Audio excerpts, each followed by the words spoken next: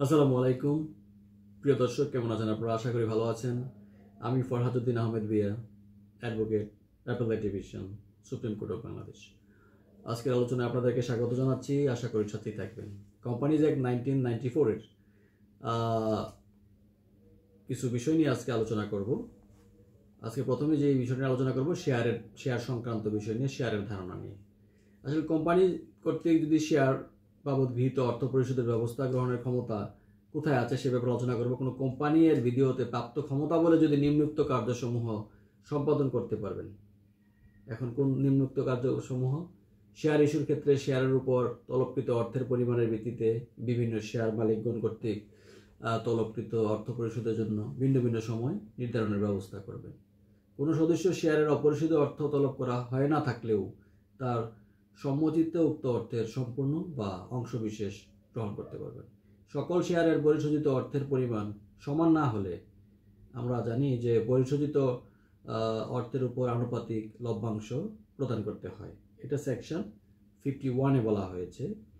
তো কোম্পানির শেয়ার মূলধন পরিবর্তন করতে হলে কী করতে হবে এবং কোম্পানি শেয়ার মূলধন পরিবর্তন সংক্রান্ত বিষয় নিয়ে আজকের এখন যে আলোচনাটা করব সেখানে কিছু গুরুত্বপূর্ণ বিষয় থাকবে। আশা করি সাথেই থাকবেন। তো কোম্পানি লিমিটেড বাই শেয়ার মূলধন সম্পর্কিত মেমোরেন্ডামের যে শর্তাবলী আছে এগুলো পরিবর্তন করে এর মূলধন বৃদ্ধি করতে পারবে। প্রয়োজনীয় সংখ্যক নতুন শেয়ার ইস্যুর মাধ্যমে প্রিয় দর্শকের শেয়ার মূলধন বৃদ্ধি করা যায়।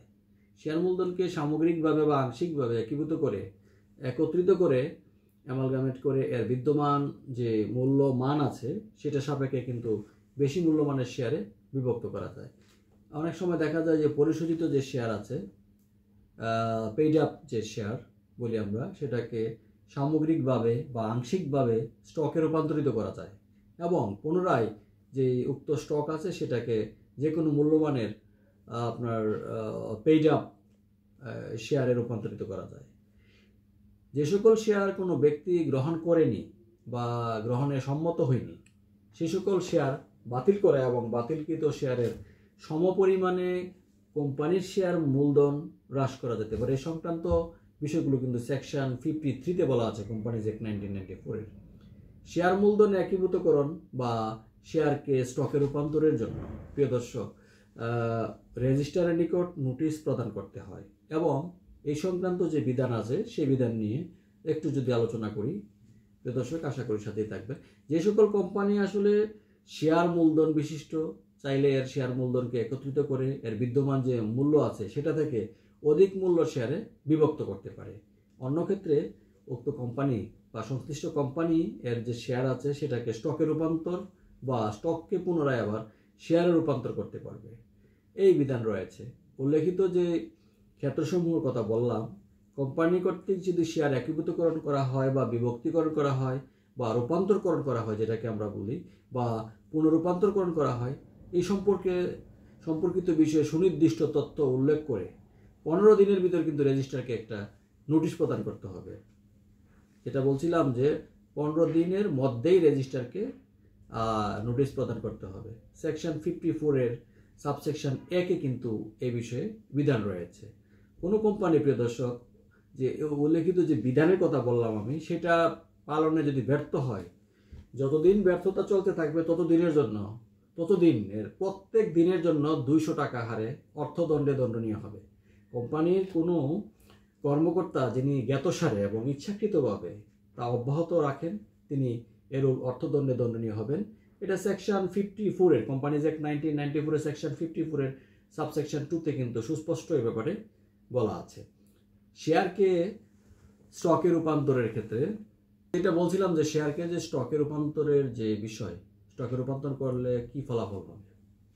যে সকল কোম্পানির শেয়ার মূলধন বিশিষ্ট এই শেয়ারকে স্টকে রূপান্তরিত করে এর সম্পর্কে রেজিস্ট্রারের নিকট নোটিশ দাখিল করে থাকলে কোম্পানি আইন 1994-এর যে অধীন কেবল শেয়ারের জন্য প্রযোজ্য বিধানসমূহ যেটা আছে সেটাকে স্টকে রূপান্তরিত শেয়ারের জন্য প্রযোজ্য হবে না এবং উক্ত রূপান্তরের ফলে কোম্পানির যে সদস্যগণ শেয়ারের পরিবর্তে যে পরিমাণ স্টক ধারণ করেন সে সম্পর্কিত তথ্য শেয়ারের ক্ষেত্রে প্রযোজ্য হলে সদস্য বইতে এবং রেজিস্ট্রারের নিকট অবশ্যই দাখিলযোগ্য তালিকায় লিপিবদ্ধ করতে হবে। এটা আমরা সেকশন 55-এর কথা কিন্তু বললাম, কোম্পানিজ অ্যাক্ট 1994-এর। এটা খুবই গুরুত্বপূর্ণ একটা বিষয় প্রিয় দর্শক। আর শেয়ার মূলধন বা সদস্য সংখ্যা বৃদ্ধির জন্য রেজিস্ট্রারের নিকট নোটিশ প্রদান করতে হয়, এটা আমরা জানি।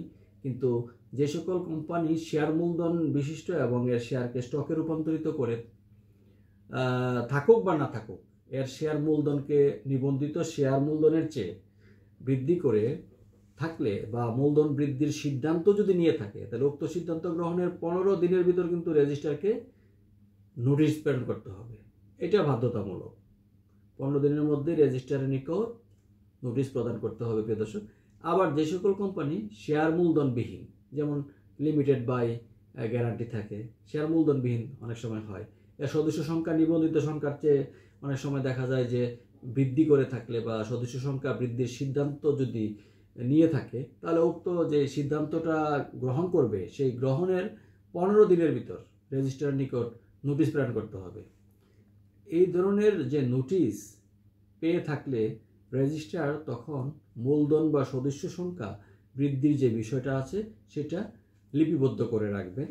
এই বিষয়ে সেকশন 56 সাবসেকশন 1 কোম্পানিজ অ্যাক্ট 1994-এ সুস্পষ্টভাবে বলা আছে। কিন্তু প্রিয় দর্শক, এই যে নোটিশের কথা বললাম, উল্লেখিত যে নোটিশটা দিবে সেটা যদি ক্ষতিগ্রস্ত শ্রেণীর যে শেয়ারের বিবরণাদি বা এবং নতুন শেয়ার সমূহ যেগুলো আছে সেগুলোর ইস্যুর শর্তাবলী উল্লেখ করা থাকতে হবে। এখানে সেকশন 56-এর সাবসেকশন 2-তে কিন্তু এই ব্যাপারে বলা আছে, কোনো কোম্পানি যদি উপরোক্ত বিধান পালনে ব্যর্থ হয়, যতদিন ব্যর্থতা চলতে থাকবে ততদিনের প্রতিদিনের জন্য 200 টাকা হারে অর্থদণ্ডে দণ্ডনীয় হবে।